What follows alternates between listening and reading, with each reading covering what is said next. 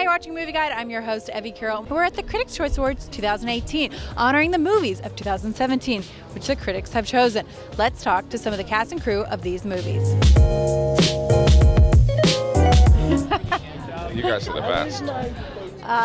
Thank you. Thank you. They don't even care about me. China Movie Channel. That's why we're the best, is because we stopped you. So, why are you ignoring me, China Movie? I went to China this year. I went to China. How'd it go?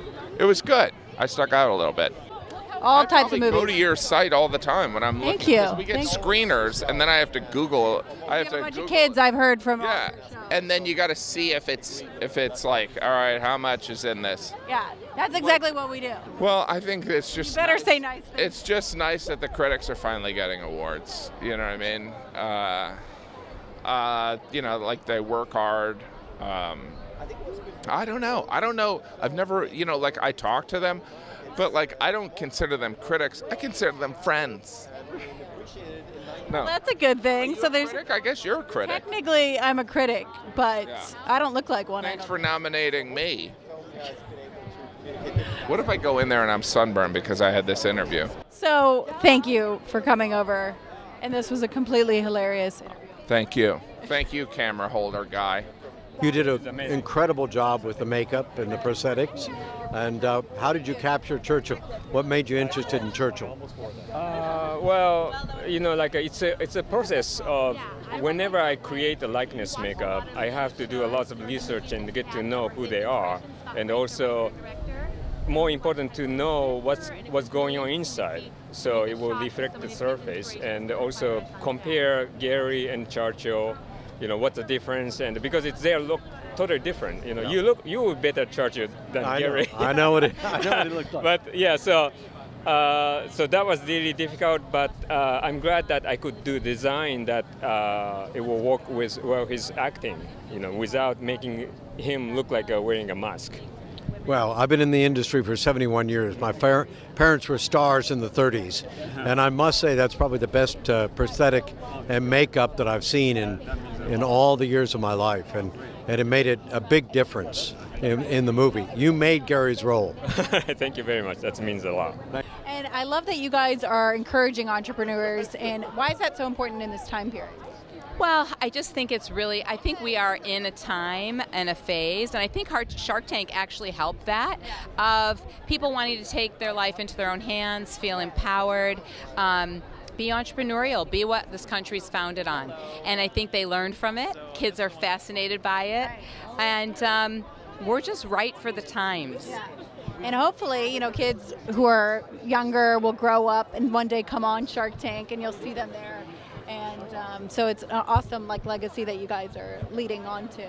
Yes. Are you moved by the stories that you hear from people who are coming from all spectrums of life and creating?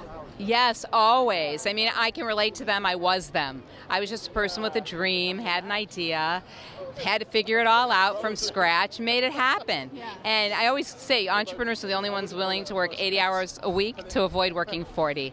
That was me, and that's a lot of people in this country. And you can do it. Incredible movie.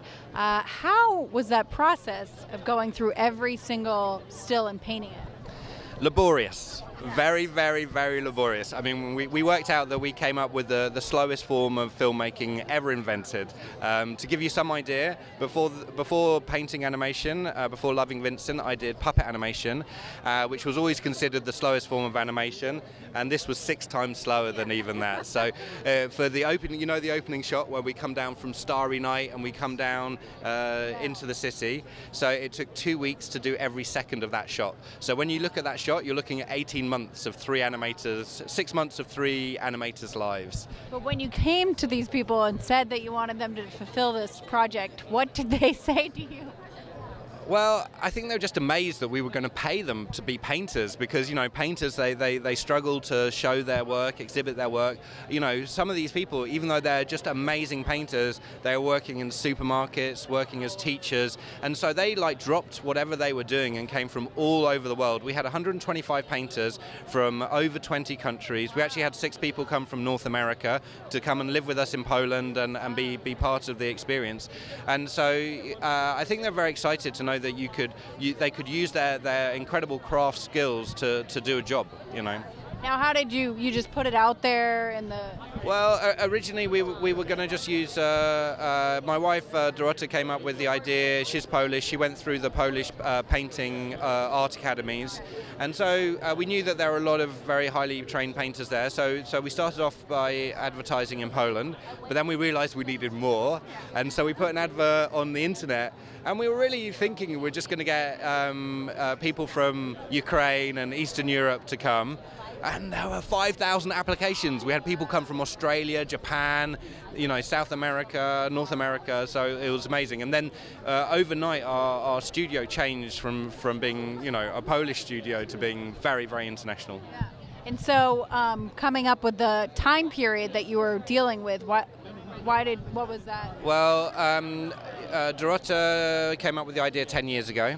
And then she was going to do it as a short film, and then she met me. I persuaded her to do it as a feature film, and I think she's been working on it full-time for 7 years, and I've been working on it full-time for 6 years, so it's a big chunk of life.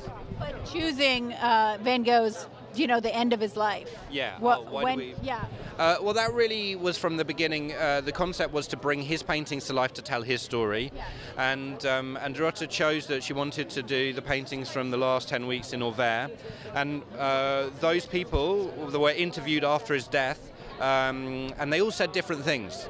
So they, you know, one person said that he was absolutely fine and calm and normal. Another person said that, you know, he was very depressed and he was drinking lots of alcohol. So we had to be like detectives and try and work out who was telling the truth and who was lying. So we looked into a lot of historical documents because we wanted to know what really happened to Vincent. So do you have a final answer? It kind of leaves it open, right? So do you have a belief yourself? I mean, I don't think there's no final solution, like in terms of what happened to him. But I think from the film we put forward the biggest different theories, and I think we show which one that we most favour. So I really want to know what happened in that argument between Dr. Gachet and Vincent 2 weeks before his death.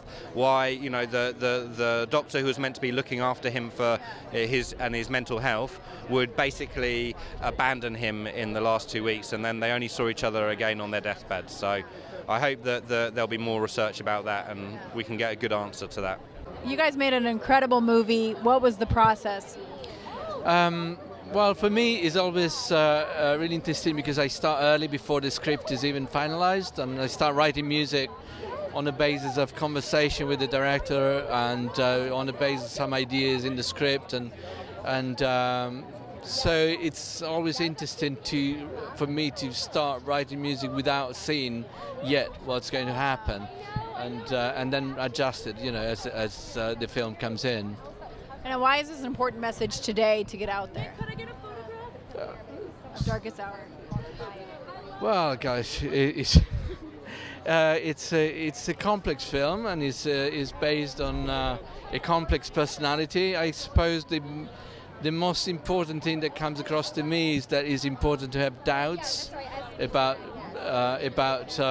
yourself, and still take the decisions you take and live by them, but don't go ahead without having some doubts that what you're doing is the right thing, you know. Take action and have advisors, and that is a good thing. And talk about how your family has helped you to get where you are. Well, I couldn't do it without the support from my family and without my mom and my dad. It's just, I'm just so glad that they support me and that I have this family that is just so kind to me. I'm just so excited. Yeah. And one of my favorite movies that you were in this year was Gifted. Did you love that movie? Oh, that was so exciting. Thank you for watching it. Yeah, talk about that character. Do you remember? Well, Mary, she was really fun to play because it's really cool to be able to play someone who, you know, is like really smart like her, because you get to memorize the equations, and I turned the equations into a song inside my head with my mom, who's right there. And it's just exciting to be able to work with Chris and Octavia and Mark. Mark is the director. Like, it was just so crazy and awesome. That's a wrap from the Critics' Choice Awards. Make sure to check out our reviews of these movies at movieguide.org. Hello, I'm Ted Baehr, publisher of Movieguide.org, and I'm here at the wonderful Broadcast Film Critics Award. We go every year to the Broadcast Film Critics Award, but you know, we also do the Movie Guide Awards. The Movie Guide Awards are coming up on February 2nd, and will be broadcast on the Reels channel on Easter Sunday. The difference between the Broadcast Film Critics Award and the Movie Guide Award is these awards are very edgy. A couple of the jokes by the host last year at these awards were so embarrassing that a friend of mine with a 12-year-old daughter had to walk out. However, at the Movie Guide Awards, you can bring your children. We honor family films. We honor films with faith and values. The Movie Guide Awards is a wonderful, special place to go, a special place that you can take your whole family. In fact, the head of Disney at one point said this is the only awards show, the Movie Guide Awards, that I can go to and bring my family. And it's the only award show that also honors the producers, the writers, the directors, the people behind the scene, not just the people on the screen. So, tune in for the Movie Guide Awards. Come to the Movie Guide Awards. Find out more at movieguide.org.